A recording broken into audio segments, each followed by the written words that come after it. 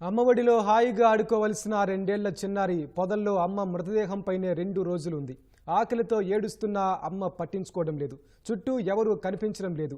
చిన్నారి 2 రోజుల పాటు నరక యాతన అనుభవించింది. ఆకలికి ఓర్చుకోలేక ఎలాగో కిందకు దిగి రోడ్డు మీదకు రావడంతో ఆమె తల్లి మృతి చెందిన విషయం బయటకు తెలిసింది. అల్లూరి సీతారామరాజు జిల్లా అరకులోయ మండలం పానిరంగిని సమీపంలో ఈ ఘటన జరిగింది. అనంతగిరి మండలం కోనాపురం పంచాయతీ బొండ్యగూడ గ్రామానికి చెందిన పాంగి పద్మ, అరకులోయ మండలం పద్మాపురానికి చెందిన కొండ దంపతులు, వారికి 2 పిల్లలు.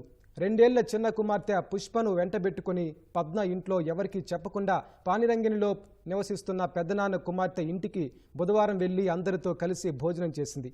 వాళ్ళంతా పనికెళ్లి తిరిగి ఇంటికి వచ్చేసరికి పద్మ ఆమె కుమార్తె కనిపించలేదు. తన ఇంటికి వెళ్లిపోయిందేమోనని వారు భావించారు. చివరకు శుక్రవారం ఉదయం 2 ఏళ్ల చిన్నారి ఏడ్చుకుంటూ రోడ్డు మీదకు రావడంతో స్థానికులు చుట్టుపక్కల వెతికారు. సమీపంలోని పొదల్లో చెట్టుకు తాడుతో వేలాడుతూ పద్మ మృతదేహం కనిపించింది. 2 రోజుల పాటు తల్లి వీపుపై వస్త్రంలో వేలాడిన చిన్నారి పుష్పను పురుగులు, దోమలు కుట్టడంతో అనారోగ్యానికి గురైంది.